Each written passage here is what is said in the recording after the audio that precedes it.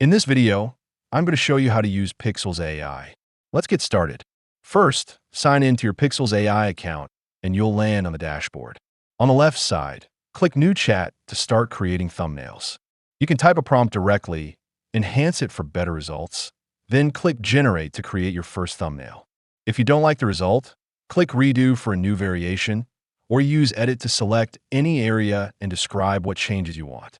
Pikzels also includes Face Swap, where you can upload a persona made from multiple photos and place your face into any thumbnail. Just select the face area, choose your persona, and generate. You can also use the Recreate feature by pasting a YouTube link or uploading an existing thumbnail to rebuild it with AI. There's also an Analyze option that scores your thumbnails based on curiosity, virality, and overall click potential, plus one-click fix to improve weak designs instantly.